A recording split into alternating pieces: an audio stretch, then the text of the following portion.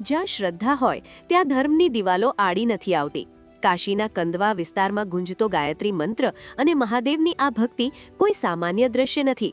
દરરોજ સવારે શિવની આરાધનામાં લીન થતા આ મહિલા છે નૂર ફાતિમા, જે ધર્મથી મુસ્લિમ છે પણ મહાદેવની ભક્તિ જ તેમના માટે સર્વોપરી છે.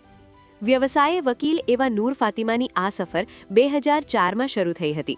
એવું કહેવાય છે કે પડોશમાં થયેલી કેટલીક દુઃખદ ઘટનાઓ બાદ ખુદ ભગવાન શંકરે તેમને સ્વપ્નમાં આવીને મંદિર નિર્માણની પ્રેરણા આપી હતી.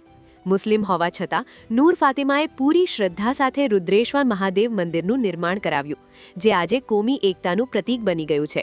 लोगों ने बताया कि आपने सपना देखा था और हमने कहा था कि दर्शन कर लीजिए, आप नहीं गई. हमारे हस्बैंड की भी डेथ हो गई, वो भी उनका एक्सीडेंट हो गया, तो हम बहुत डरे. फिर हम लोगों ने तय किया कि यहाँ पे एक जगह थी, मंदिर थी, कोई बना नहीं पाता था इसका, तो हमने इसको बनाना शुरू किया. शुरू तो हमने ऐसे ही किया था, हमारे मन में पहले आस्था नहीं थी, लेकिन हमारे साथ शंकर जी से इतना करीब हमारे आ गए शंकर जी कि हमारी आस्था बन गए और हम जो हमारे मन की इच्छा होती थी वो तुरंत पूरी हो जाती थी. तो धीरे धीरे करके मेरी एक आस्था बन गई और फिर मैंने इस मंदिर ये मंदिर हमारा 3 महीने में बन के तैयार हुआ है. આજે આ આખું પંથક નૂર ફાતિમાને પોતાના જ માને છે. અહીં ધર્મ નહીં પણ ભક્તિ ઓળખ બની છે. ગંગા જમની તહેઝીબની આ મિસાલ આપણને શીખવે છે કે સાચી આસ્થા કોઈ ભેદભાવ જાણતી નથી. મહાશિવરાત્રિના આ પવિત્ર અવસરે કાશીનું આ મંદિર માનવતા અને પ્રેમનો સૌથી મોટો સંદેશ આપી રહ્યું છે.